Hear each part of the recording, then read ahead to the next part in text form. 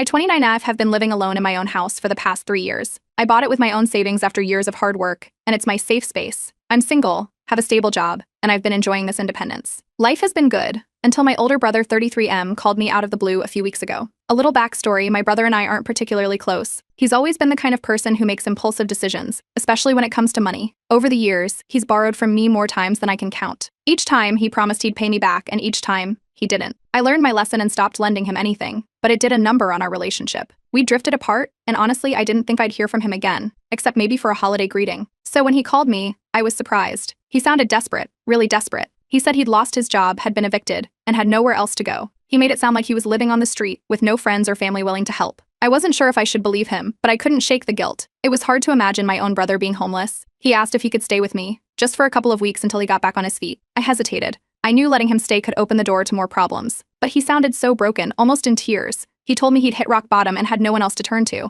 I started feeling guilty for even considering saying no. So, against my better judgment, I agreed. I told him he could stay for 2 weeks, but he needed to look for a job and find his own place during that time. He agreed right away, thanking me profusely, saying it was just what he needed to get his life back on track. When he showed up, he didn't have much with him, just a couple of bags. He was all emotional, hugging me and telling me how much he appreciated this chance. He looked rough, like he hadn't showered in days, and I felt a wave of pity wash over me. He started talking about how everything had gone wrong at once. Losing his job, getting evicted, friends turning their backs on him. It was a whole sob story, and I couldn't help but feel bad for him. The first couple of days were fine. He kept saying how grateful he was, how he'd start job hunting immediately. But as the week went on, I noticed things weren't adding up. He wasn't going out or even applying for jobs online like he said he would. Instead, he was sprawled out on the couch watching TV, playing video games, or scrolling through his phone. I'd come home from work, and it was like he hadn't moved all day. The dishes were piling up, and my groceries were disappearing fast. I tried to remind him about our agreement. He apologized, saying he was just overwhelmed and needed a few days to adjust. He promised he'd start looking for jobs soon. I wanted to believe him, so I let it go, but the situation only got worse. By the end of the first week, it was clear he hadn't even started looking for work. He was still lounging around the house, acting way too comfortable. He started making comments about the house, things like this place could use a new paint job, or I noticed the sink's dripping a bit. I can help fix that. At first, it seemed like he was just trying to be helpful,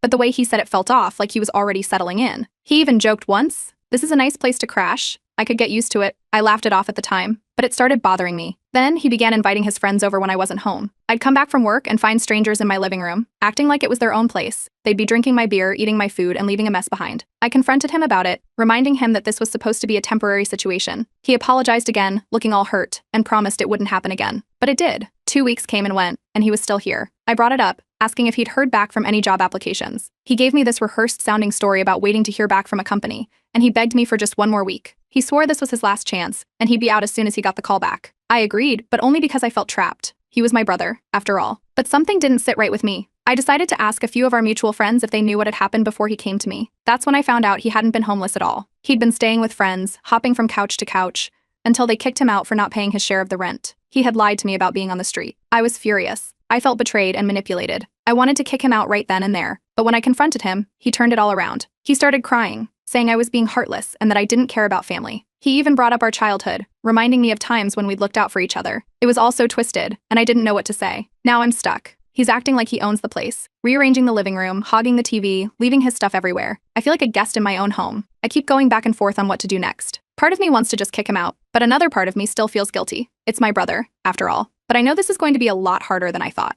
Update 1. After finding out my brother lied about being homeless, I decided enough was enough. I couldn't keep pretending this was okay. He'd taken over my house, inviting friends over, leaving his mess everywhere, and treating it like his own place. I had to get my space back. One morning, after another night of him blasting the TV until 2 a.m., I decided to put my foot down. I told him it was time for him to leave. I was direct, he'd overstayed his welcome, and it was time to pack up. He didn't even flinch. Instead, he smirked and calmly told me he wasn't going anywhere. I thought he was joking at first, but then he said he had tenant rights because he'd been living here for over 2 weeks. I was stunned. He pulled out his phone and showed me some article about local tenant laws, saying that once someone has stayed in a place for a certain period, they have legal rights, even if they're not on the lease. I couldn't believe what I was hearing. I grabbed my phone and started Googling, praying he was bluffing. But he wasn't. The laws in my area were on his side. He had a point, and I realized kicking him out wouldn't be as simple as I thought. I reminded him about our original agreement, the 2 weeks were up, and he'd promised he'd be gone. He shrugged it off, saying things had changed and he needed more time. It was like he'd been planning this from the start. Over the next few days, I noticed he started bringing in more of his stuff. I'd come home from work and find new boxes in the hallway, clothes, electronics, even some old furniture he'd picked up from who knows where. He was settling in, making himself at home, and it was clear he had no intention of leaving anytime soon. One evening, he casually asked if he could have a key to the house, just in case he needed to step out while I was at work. I refused, and that's when things really started to go downhill. We got into a heated argument. He accused me of treating him like a stranger, saying I was being ungrateful for all the help he'd been giving around the house. Help? The only thing he'd done was eat my food and make a mess everywhere. He went on and on about how he'd been fixing small things around the house, like tightening a loose cabinet door, which I never asked him to do, and how I didn't appreciate anything he did for me. It was all manipulation, and I knew it, but it still got under my skin. A few days later, I came home from work to find a full-blown party happening in my living room. There were people I'd never seen before, drinking and laughing, with music blasting through the speakers. My brother was sitting in the middle of it, looking like he didn't have a care in the world. The place was trashed, empty beer cans, food wrappers, and spilled drinks all over the floor. I lost it. I kicked everyone out on the spot, yelling at them to leave. It was humiliating, and I was beyond angry. Once everyone was gone, I told my brother this was it, the absolute last straw. He needed to leave by the end of the week, or I'd call the police. That's when he started crying. He sat down on the couch, holding his head in his hands, and started sobbing, saying I was abandoning him when he needed me the most. He claimed he'd be homeless again if I forced him out, and that he had nowhere else to go. He looked so pathetic, like he was at rock bottom, and for a split second, I almost felt bad for him. But then I remembered everything he'd done, the lies, the manipulation, the mess. I knew he was playing on my emotions, trying to guilt-trip me into letting him stay longer. I reached out to our parents, hoping they'd back me up and help me get him out. Instead, they took his side. They called me, saying I was being too harsh, and that I needed to give him more time. They kept talking about family loyalty, telling me I was letting my newfound independence and money change who I was. It was infuriating. With no support from my family, I decided to consult a lawyer. The lawyer confirmed my worst fears. Because my brother had been staying with me for more than 2 weeks, he technically had tenant rights. I couldn't legally force him out without going through the proper eviction process. I was trapped. I had to give him a formal eviction notice, which meant at least 30 more days of this nightmare. When I handed him the notice, he laughed. He crumpled it up and tossed it on the floor, saying I was trying to ruin his life. He started yelling, accusing me of being selfish, only caring about myself, and trying to kick him out onto the street. The argument escalated, and he stormed off to his room, slamming the door behind him. From that point on, he made it his mission to make my life as miserable as possible. He'd blast loud music late into the night, leave piles of dirty dishes in the sink, and scatter his belongings everywhere. It felt like he was testing me, pushing me to see how far he could go. I started documenting everything, photos of the mess, text messages, even audio recordings of the noise. I began locking my bedroom door at night, just to feel a little safer. The tension in the house was unbearable, and I realized this wasn't just about getting him out anymore. It was about reclaiming my life, my space, and my peace. But as things stood, I had no idea what my next move would be. I was stuck, and the worst part was, he knew it. Update 2. After handing my brother the eviction notice, I thought he'd at least tone down his behavior. But instead, it was like he switched to a whole new level of manipulation. He knew he had time before he had to leave, and he used every day of it to make my life hell. It started with the noise. I work from home, and most of my job involves being on Zoom calls with clients and coworkers. Suddenly, every time I had a meeting, he'd decide it was the perfect time to blast music or start playing video games at full volume. I'd be trying to discuss a project, and in the background, there'd be the sound of explosions from his game or him loudly talking on his headset. When I asked him to keep it down, he'd look surprised and say he forgot I was working. It happened so often that it was clear he was doing it on purpose. I began to notice small changes around the house that were meant to mess with me. He'd hide my laptop charger, move my keys, or accidentally spill coffee on important paperwork. It was like living with a teenager pulling pranks, except this wasn't funny, it was sabotage. One day, I came home from grabbing groceries, and he'd rearranged the entire living room. He moved my desk right next to the window where there's terrible Wi-Fi reception, claiming it was a better layout. I had to move everything back, but he kept doing things like this, almost as if he was marking his territory. Meanwhile, he was busy spreading lies to our mutual friends and family. He told everyone that I had changed since buying the house, that I'd become greedy, selfish, and obsessed with money. He painted a picture of me as this cruel, heartless person who was trying to throw her own brother out onto the streets. My phone was blowing up with calls from our parents, demanding to know why I was being so harsh on him. They told me he was still struggling to find work and needed more time. I tried to explain what was really going on, but they didn't want to hear it. To them, I was the villain in his sob story. My brother knew exactly what he was doing. He'd smirk whenever he saw me on the phone with our parents, knowing they were taking his side. He was confident I couldn't prove anything. One morning, I found a pile of unopened mail addressed to him. He'd started using my address for job applications without telling me. It felt like a slap in the face. He was making sure he had more evidence to show he lived here, solidifying his claim that this was his legal residence. That was my breaking point. I contacted the police, hoping they'd help me remove him. I explained the whole situation, but they told me it was a civil matter, and there was nothing they could do without a court order. I knew my brother overheard the conversation because after the police left, he got even bolder. He looked me dead in the eye and said, "You'll never get rid of me." Then he changed the Wi-Fi password. I came home from running errands, tried to connect, and realized I couldn't. I asked him about it, and he casually mentioned he'd reset the router and changed the password for security reasons. He wouldn't give it to me unless I asked nicely. I couldn't believe it. He was locking me out of my own internet connection.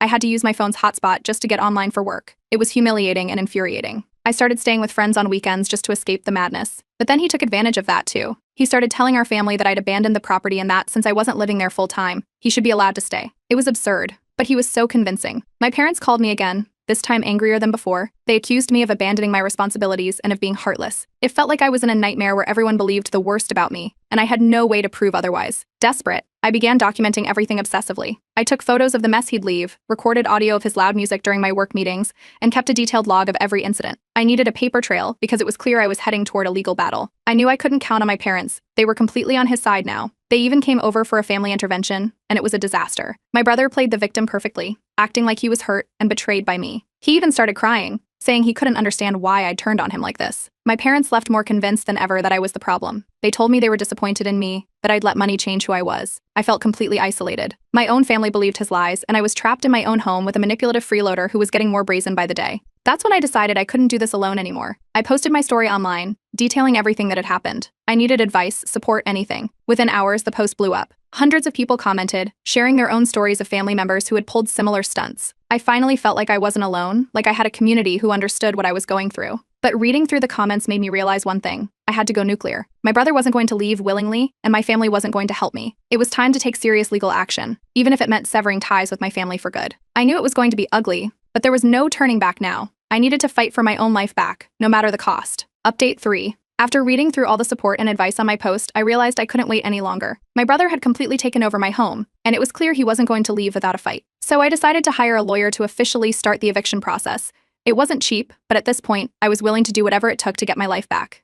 I served him the 30-day eviction notice, thinking this might be the wake-up call he needed. He took one look at the paperwork, laughed, and tossed it aside. He told me I was bluffing and that I'd never actually go through with it. It was infuriating how confident he was, like he believed he had me trapped. But this time, I wasn't backing down. Right after getting the notice, he seemed to escalate his behavior even more, like he wanted to make every day a living nightmare for me. He started raiding my fridge constantly, taking food that I had specifically bought for myself, and leaving the kitchen a complete mess. I'd find my personal belongings in strange places, my keys hidden under the couch cushions, my phone charger missing, only to turn up in his room. He'd play loud music at night, blasting it so loudly I could feel the bass through the walls, making it impossible for me to sleep. I started locking my bedroom door at night because I just didn't feel safe anymore. My parents called me again, this time even angrier. They had somehow heard about the eviction notice before I even had a chance to explain it. They accused me of turning my back on family and said I was being heartless. My brother had fed them a whole story about how he was just trying to help me around the house, and I was throwing him out because I was embarrassed about having a poor relative. It was like he'd rehearsed it, and they bought every word. Things got even worse when he took it to the next level by contacting my workplace. He left a voicemail for my boss, claiming I was mentally unstable and abusive, trying to paint a picture of me as this unhinged person who was mistreating him. I got called into a meeting,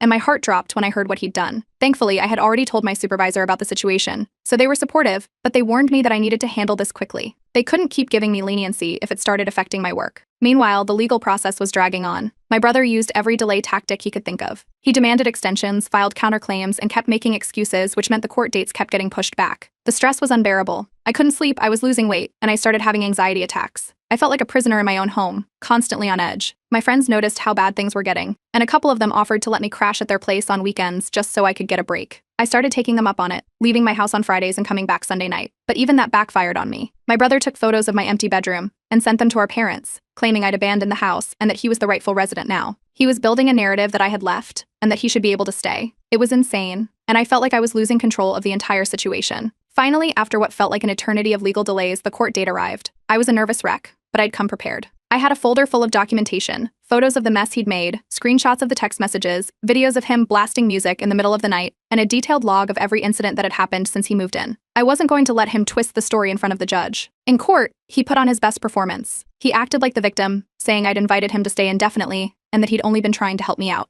He claimed I was evicting him because I was embarrassed that he was poor, trying to paint me as a heartless sister who only cared about money. He even started tearing up at one point, looking at our parents who were sitting in the back, shaking their heads at me. But when it was my turn, I laid everything out. I presented the evidence calmly and clearly, showing a consistent pattern of manipulation, deceit, and harassment. The judge looked through the photos, read the text messages, and listened to the recordings. It was obvious who was telling the truth. In the end, the judge ruled in my favor. He granted the eviction order and gave my brother just 10 days to vacate the premises. My brother lost it right there in the courtroom. He started yelling, accusing me of betraying him, and saying I was destroying our family. He had to be escorted out by security. I stood there, numb, knowing I'd finally won but feeling a strange mix of relief and sadness.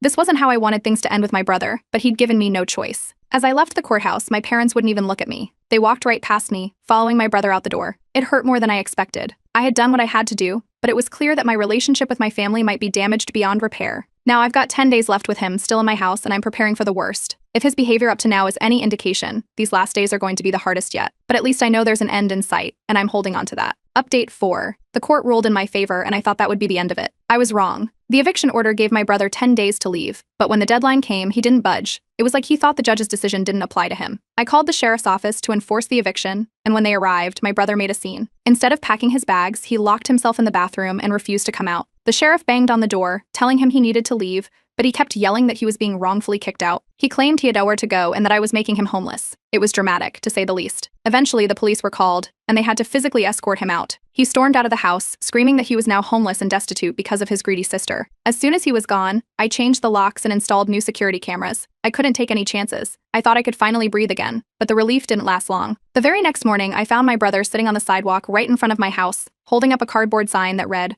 "My sister made me homeless." He was camped out like he was staging a protest. And it didn't take long for the neighbors to notice. People started asking questions, giving me strange looks as they walked by. My brother wasn't just sitting there quietly either. He was taking photos and videos, posting them on social media with captions like, "Kicked out by my own family and living on the streets because my sister cares more about money than blood." He knew exactly what he was doing, and it worked. The posts started getting shared, and the comments were full of people calling me heartless. It was like watching a nightmare unfold in real time. Then my parents showed up. They stood in my driveway, arms crossed, demanding that I let him back inside. They accused me of ruining our family, saying I was selfish and ungrateful. They even threatened to take legal action against me to get him back in the house. I couldn't believe what I was hearing. I tried to show them the eviction order, but they refused to look at it. They were convinced I was in the wrong, and nothing I said would change their minds. By this point, I was exhausted, mentally and physically. I felt like I was fighting a losing battle on all fronts. I ended up taking a week off work because I couldn't handle the stress anymore. I stayed with a close friend during that time, trying to regroup. But even when I wasn't there, I couldn't escape it. My phone kept buzzing with notifications from social media posts, calls from family members, and texts from people asking what was going on. While I was gone, my brother tried to break back into the house. The new security cameras caught everything. He climbed over the backyard fence and was attempting to pry open a window. The camera sent me an alert, and I watched it happening in real time. I called the police immediately, and they arrived just as he was about to get inside. They arrested him for trespassing, but the whole thing felt surreal. I couldn't believe it had come to this, calling the police on my own brother. He was released the next day, and instead of backing down, he doubled down on his smear campaign. He blasted me all over social media, tagging mutual friends and family members, saying I was an abuser and that I had him wrongfully arrested. It was like he was trying to destroy my reputation, and it was working. Some of our friends started messaging me, asking if the things he was saying were true. It was humiliating. That's when I decided I had to defend myself publicly. I put together a detailed post, sharing screenshots of our conversations, video clips from the security cameras,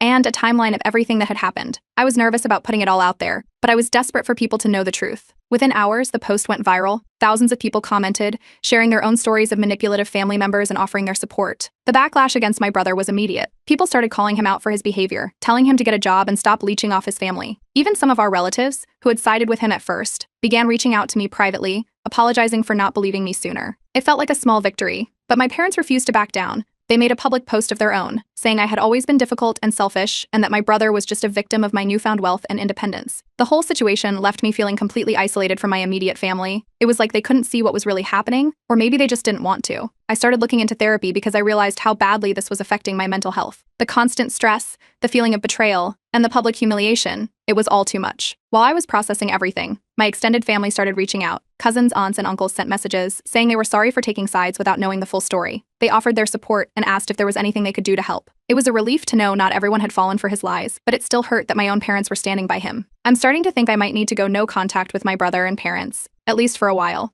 I don't see any other way to protect my peace. I've already blocked my brother on social media, and I'm seriously considering changing my phone number. It's a tough decision, but I can't keep living like this. I just want my life back, and I'm beginning to realize that might not be possible as long as they're still in it. Update 5. After everything that happened, I realized there was only one way to get my life back: go completely no contact with my brother and my parents. It wasn't an easy decision, but I couldn't keep letting them control my peace. I blocked them on all social media platforms, changed my phone number, and asked my closest friends not to give out my new contact info. It felt drastic, but necessary. For the first time in months, I felt a tiny spark of relief. The first thing I did was upgrade my home security. I wasn't going to live in fear anymore. I installed reinforced locks, a new security system with cameras covering every corner, and motion sensor lights for the yard. I even added a video doorbell so I could see who was at the door before opening it. I wanted to make sure that if my brother ever tried to show up unannounced again, I'd be ready. In the weeks that followed, I started getting messages from extended family members who had originally sided with my brother. One by one, they reached out to apologize, admitting they had been manipulated by his lies. They told me they had believed him at first because he was so convincing, but after seeing the evidence I posted online, they realized how badly he had twisted the truth. It was validating to hear, but also bittersweet. I was glad they finally understood, but it hurt knowing how easily he had swayed them. I decided it was time to start therapy. The stress and emotional toll of everything had built up, and I knew I needed help unpacking it all. The therapy sessions were eye-opening. I began to realize just how deep the manipulation had gone, not just from my brother, but from my parents as well. It wasn't just this one incident, it was years of being gaslighted and made to feel like I was the problem. It was a hard pill to swallow, but it was also the first step toward healing. I wrote a final Reddit update, thanking everyone for their support. I wanted people to know how much their advice and encouragement had meant to me during the toughest moments. I shared how I had decided to move forward, focusing on my own well-being and cutting out the toxic influences in my life. The post blew up, getting over 20,000 upvotes and hundreds of comments from people sharing their own stories. It felt good to know I wasn't alone, and that my experience might help others in similar situations. Meanwhile, my brother kept up his smear campaign on social media, but without any response from me, his posts started losing traction. People began to see through his act, especially after I posted the evidence. His claims started sounding more and more desperate, and eventually even his most loyal supporters fell silent. He moved away to stay with a distant relative who I later found out ended up kicking him out too after a few weeks. It was clear he hadn't changed. My parents, however, didn't give up as easily. They doubled down, trying to guilt-trip me through other family members. They sent messages saying I was tearing the family apart and that I needed to forgive and forget. At first, I felt a pang of guilt, but then I remembered everything they had put me through, how they had taken my brother's side without question, how they had ignored my pleas for help. I knew I had to stand firm and not engage. Once I truly cut off contact, I felt a wave of relief like I'd never experienced before. I started picking up my old hobbies again. I began painting, a hobby I'd put on hold during all the chaos. I also started planning a solo trip I'd always wanted to take. It felt liberating to focus on things that brought me joy instead of constant stress. My friends noticed the change and rallied around me. They even threw a small celebration, calling it my freedom party. It was a simple gathering, just a few close friends, but it was exactly what I needed. We laughed, shared stories, and for the first time in a long while, I felt genuinely happy. It was a bittersweet moment because it made me realize how much I'd missed out on while dealing with my family's drama. But it was also a moment of hope, showing me that I was surrounded by people who truly cared about me. I started dating again, cautiously at first. It was strange opening up to someone new after everything that had happened, but I found myself feeling more confident about setting boundaries. I knew what I wasn't willing to tolerate anymore, and it felt empowering. Over time, my brother's smear campaign fizzled out completely. He moved away and seemed to disappear from social media, no longer able to keep up the act without anyone believing him. My parents made one last attempt to reach out. They sent a long letter, begging me to forgive and forget and saying they just wanted our family to be whole again. I read it once, folded it up, and put it away without responding. I had finally found peace, and I wasn't going to let them take that away from me. In the end, I decided to sell my house. It was a big decision, but I wanted a fresh start in a new city where I wouldn't be haunted by memories of this nightmare. I packed up my things, put the house on the market, and found a cute little apartment in a city I'd always wanted to explore. It felt like the beginning of a new chapter. I shared a final update on Reddit, encouraging others to stand up for themselves and trust their instincts. I reminded everyone that it's okay to cut out toxic people, even if they're family. The response was overwhelming, with so many people thanking me for sharing my story. Now, as I settle into my new life, I can finally look back and see how far I've come. I'm proud of myself for standing up and reclaiming my life. I feel a sense of closure and peace that I didn't think was possible. For the first time in years, I'm looking forward to the future with hope and optimism.